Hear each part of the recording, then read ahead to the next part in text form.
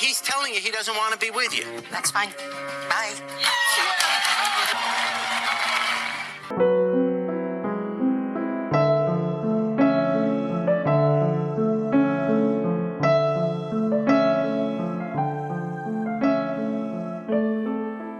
Welcome back to Operation Evil. I'm your host, Nyoka. I'm your co-host, Heather. And today, I was inspired by this case because I watched this show. I think it was on HBO called Hollywood Demons. Have you watched it, Heather? No, I don't have HBO. Well, I know it sounds like a paranormal show, but it's not. But one of the episodes was talking about this murder that happened after these guests appeared on the Jerry Springer show back in 2000. And Jerry. Jerry. I don't remember this case, but maybe I just didn't pay attention back then. It's a long time ago. So did it happen here in Cincinnati or No, Chicago? He did in Chicago, right? Yeah. Okay. Yeah. And yeah, oh my gosh, I remember that show. It was crazy. So yeah, that show really liked crazy. They liked people fighting and arguing and so forth. And that has a lot to do with this too. But I'm calling this episode Violent Love Triangle Appears on the Jerry Springer Show. So these three people appeared on the Jerry Springer Show with a segment titled Secret Mistresses Confronted months earlier. It was recorded on May 7th in 2000. However, the day it aired was the day of Nancy's death and, or should I say, murder. Convenient. Yeah. It was during that taping of the show that Nancy learned about her ex-husband, Ralph, being remarried. And he remarried on March 17th. She had no clue. And they all, let me just talk about the Jerry Springer experience. So Nancy thought she was going on the show to reconcile with Ralph. Because, they kind of did that a lot. Did they not, mislead people about why they were on the show or coming to the show? Bingo.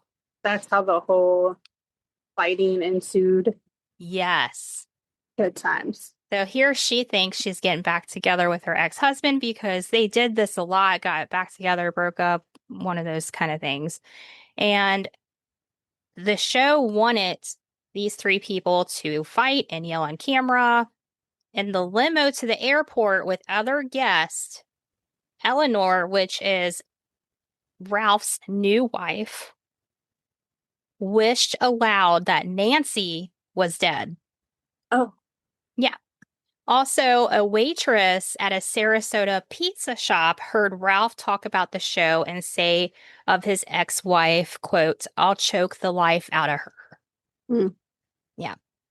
Now, according to court records, 52-year-old Nancy Campbell, I think the last name is pronounced Pantez, purchased a home on June 15th of 2000 on a lease option basis with her ex-husband, 40-year-old Ralph Pantez. And within a month, Ralph moved his new wife, 45-year-old Eleanor, into the home. I'm going to back up just 1 second, too, about the Jerry Springer show. So I watched the little clip of them all three on there.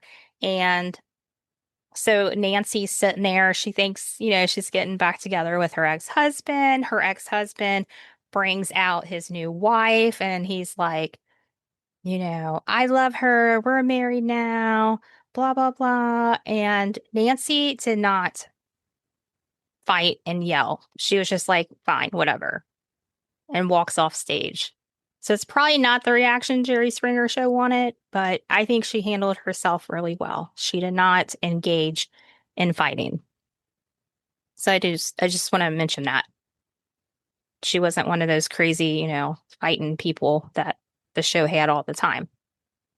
So anyways, they bought this home, right? Month later, Ralph moves in his new wife. Court records show that there's attempts for Nancy to reconcile her failed marriage. She would email him saying, "You want me back? I want you. I will never stop loving you. I know you know this." And he would write back, "Need to think about it," to which she responded, "We need counseling though, but we can do it. But no other woman from now on, okay? Love you." And then sometimes the emails got heated and Nancy would accuse Ralph of cheating and stealing. In court records, Ralph accused Nancy of stalking him. Court records also showed Ralph was arrested 3 times on battery charges.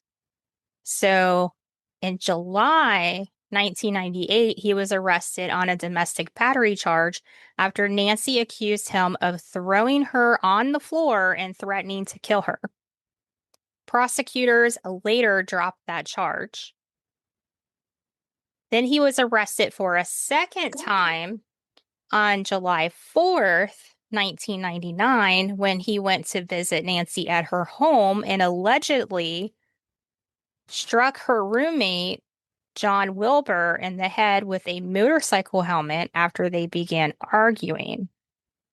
The battery occurred as John was calling 911, and this charge was downgraded to battery. He pled no contest and was sentenced to 60 days probation, $156 in fines, 25 hours of community service, and ordered to take anger management courses and pay restitution to John. In August 1998, Ralph's girlfriend, I think this is a whole other person, accused him of hitting her in the lip. He was arrested on a battery charge, which was later dropped.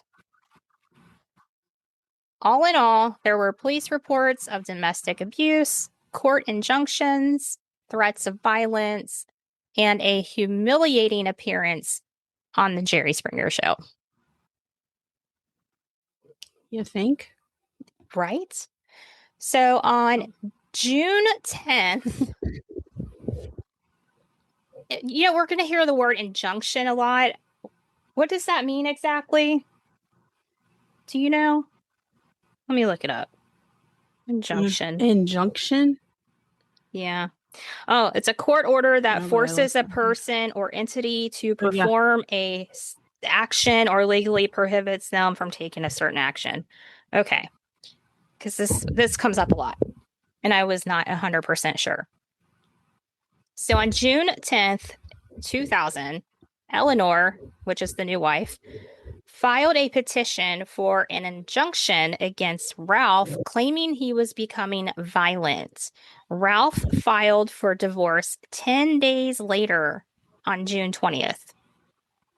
Then on July 10th... Yeah, go ahead. I was to say, because he said he would choke the life out of the other lady. So she's, right. I would think he could be violent. Absolutely. That's obviously part of his character and his history. And who knows if she knows him well enough, but I don't know. So on July 10th, he moves in his wife, right, with the home that he and Nancy purchased together a month earlier. Can you imagine you're living in your house and suddenly your ex-husband and his new wife just move in because you bought the house originally with the ex-husband? I don't see that ever really working out well for anyone, no matter how cool you think your relationship might be. Exactly. I think it would be very awkward. So awkward is the word. Yeah, I would be so angry. Nancy testified during an injunction hearing that she was so scared that she left immediately. But according to Sarasota Sheriff's Office reports, Nancy was made to leave by a deputy answering a call about 8:14 a.m. for a disturbance at the home with Eleanor. So I guess Nancy and Eleanor were not getting along. Geez, I never saw that one coming. Well, right? So Nancy testified that after this, she went and lived with her aunt and uncle in Manatee County. And Ralph again calls the sheriff's office on July 10th around 12:05 p.m. to report a cell phone was missing from his home. He said he suspected Nancy took it when she left earlier that morning. This was the beginning of many accusations and counter accusations that filled court dockets. On July 11th, Nancy was denied an injunction against Eleanor, and that same day, Ralph's nephew, Marcus, who was also living at the house, was granted an injunction against Nancy after claiming she had threatened him. So I don't know if you guys are following, but there is a lot of people blaming other people and getting all these court orders against each other. And it sounds like the Brady Bunch on steroids lives here. I can see why they went on the Jerry Springer show. Now, facts. Right? On July 13th, there was another visit, shocking, from the sheriff's office about 11:15 a.m. because Ralph said he heard a noise outside about 2:30 a.m. When he went out to investigate, he found the garage door was open, and he said he knew he closed that door before going to bed, but didn't lock it, and he told the deputy that he believed Nancy may have been responsible. Wallpaper paste and a gray metal box were reported missing. So Nancy apparently takes everything, according to Ralph. I mean, poor Nancy. What was missing? A box and what? Wallpaper paste. Well, yeah, that's what I thought you said. Yeah, like, how random. Okay, right? Yeah, I'm going to get even and get back at you by taking wallpaper paste and a gray metal box. Yeah, because now you can't hang wallpaper.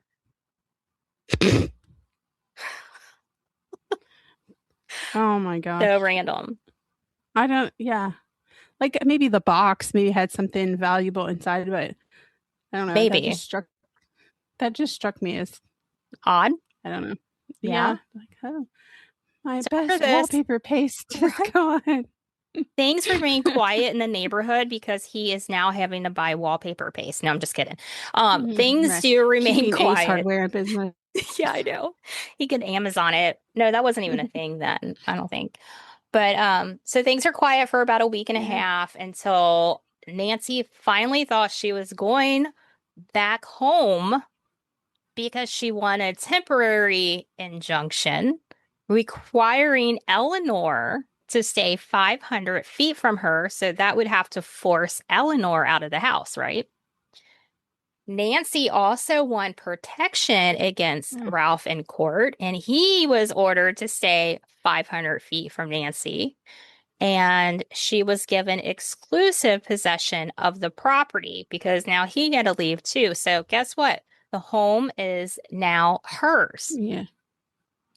However, Ralph was served with right? Dun, dun, dun.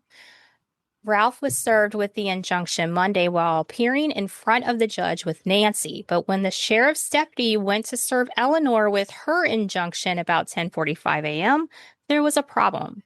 See, Eleanor presented the deputy with an injunction issued by a Manatee County court against Nancy, which said was updated on July 12th. Now, this court order prohibited Nancy from coming within 500 feet of the residence. They all have these, like, protection orders against each other, right? Can you imagine being the police called there and being like, okay, who are you? Oh, wait, you can stand here, but you can't stand there. And then, oh, who are you? Oh, well, you can't be in your own house. And oh my gosh, I would hate to be the police officer on a call to that. And who's approving all these court orders? Right. Like, this is insane, right? This can't be normal. I don't know. But since the deputy saw that, oh no, go ahead. I'm sorry. No, the whole normal isn't normal anymore. No, this whole thing wasn't normal, which is why I had to look into it. Yeah, I'm sorry, but when a case starts off with Jerry Springer, it's going to be good. Yes. Now the That deputy's is like kind of looking at this injunction, and he's like, I don't even know what's going on anymore, right? Because there's a discrepancy. So several. yeah. And he told Nancy that she had to meet with a different deputy and in the civil department and all these things. And now Nancy is back to square one. And what happened next is she returned to the house sometime Monday and was found murdered. Nancy was found strangled, stomped on, and beaten to death in the home the day that the Jerry Springer episode aired, and hours after a judge barred Ralph from the home. Was she covered in wallpaper paste? I'm just kidding. Probably. I know, right? But what was crazy is like she was so disfigured because she was stomped on everywhere that the sheriff's deputy who recently like met her couldn't even identify her.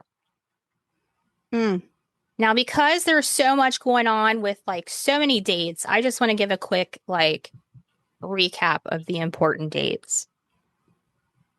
January 13th, Ralph obtains a restraining order against his ex-wife, Nancy. January 27th, and I didn't even go over the January ones. Eleanor files a restraining order against Nancy.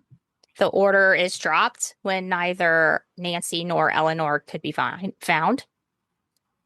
May 2nd, Ralph and Eleanor tell Nancy on the Jerry Springer show that they are married and they want her to leave them alone. The couple tell Nancy that they have been married since March. May 22nd, the judge denies a restraining order filed by Ralph against Nancy. June 19th, Nancy buys a home. Ralph moves in. June 20th, Ralph files for divorce from his fourth wife, Eleanor. His what? Fourth wife. Oh, did I miss that before? Nope, I didn't know. Okay. Wow. Alrighty. I'm finding this out right now. No red flags there. No. No red flags. No, not at all. July 1st, Eleanor moves into the home. July 11th, Ralph's nephew, Marcus, obtains an injunction against Nancy. After Nancy gets a permanent restraining order against Ralph, a locksmith and Sarasota County Sheriff's deputies go to the home to help her reclaim the house. But because Eleanor is not forbidden from living in the home, Nancy must get a restraining order against her. At 3:45 p.m., Nancy gets the restraining order. Sheriff's deputies arrive at the house again about 5:30 p.m. and watch Eleanor remove her belongings. Ralph is not at the house on either occasion. At 6 p.m., neighbors hear a man and a woman shouting. At 6:30 p.m., a neighbor says he sees Eleanor standing across from his house shouting, "Ralph, please don't do this." At 7:30 p.m., Marcus calls 911 to report that Nancy is dead. Marcus is the son, right? The nephew. The nephew. My bad. Yes. So Ralph pleaded innocent to second-degree murder, and Eleanor was not charged and given immunity to answer the detectives' questions. Eleanor told detectives that Ralph was upset after being barred from the house, that he tried to kill himself by jumping in front of a moving car, but the driver swerved. She said he had been drinking the day of and his nephew watched the Springer episode at the bar and was drunk. And when the three went to Nancy's home to collect the couple's belongings. So yeah, their episode airs. They're at the bar getting drunk. So obviously this is not good. I wonder if they were embarrassed by it. I don't know. going with the people that, and I hate to stereotype and Yeah. but yeah. But not only did they live it, they relived it at the bar. They're probably like, look, that's me on TV. And they're pointing at the TV like, Nancy's a bitch. Right. I can see it now, right? Yeah. So She stole my good wallpaper paste. exactly. They're keep like, that bitch. coming back to that. I know, it's so random. If I ever get robbed, they're I'm gonna make sure I drinking. put that on my. Yeah, they're drinking, they're watching their episode, and they're like, F this, right? I mean, I don't know. That's all I'm assuming. And they're like, we're all drunk. Let's go to Nancy's house and get our shit. So that's what they do. Deputies arrived while they were there, and Ralph fled through the back of the home while his wife and nephew left in the car. So they left his ass. And when they returned to get him, Eleanor said that she found Ralph dazed, picked him up, and left. That's when Marcus, the nephew, found the door to the house, barricaded, called authorities, and that's when Nancy was found dead. Eleanor said she feared her husband, a German citizen, would be arrested for violating the restraining order, and they fled the state looking for a German consulate for help. No, bossy. Now she said, okay, so wait. Yeah. So he's not a U.S. citizen, but he's had 4 wives. Yeah. I don't know. I'm just confused. So yeah, I don't know either. That comes out. That comes out now. I don't know. It's so weird. I don't know. It is. Maybe he just never gave up his German citizenship. Who knows? That's just kind of another random fact. It is very random. And they didn't say anything more than that. This is just like what Eleanor is telling the detectives when they're, giving her immunity and asking questions. And she also said that she didn't see any blood on Ralph, but the crime lab found Nancy's blood on his shoe and his DNA under her fingernails. Dun, dun, dun. Yeah. In fact, one of the major pieces of evidence in this case was the shoes, because they left impressions around Nancy's body and face when he stomped her. There you go. And as Keith Morrison would say, that pesky DNA. Exactly. Yeah. Eleanor was asked by her lawyer if she thought her husband killed Nancy, and she said, quote, "I can't imagine that he did. No matter everything that's happened, Ralph always said, I don't hate Nancy. I don't hate that woman," end quote. Well, we already know. I was going to say, we already know people heard otherwise. So, lies. Why is she defending him? Weren't they going to get divorced anyway? I don't even understand. In the end, Ralph receives a life sentence, and the judge had this to say about the Jerry Springer show. He said, quote, I know. I laughed before it even happens. I'm sorry. No. He said, quote, "To Jerry Springer and his producers, I ask you, are ratings more important than the dignity of human life? Shame on you," end quote. And then wasn't there a show with Jerry Springer where he was a judge later, like right before he passed away? I don't remember. Probably. I think like he was trying to. You know what I remember most about Jerry Springer is I bet I can guess. He wrote a check for a prostitute. Wrote a check. Like, dude. Yes. Yeah.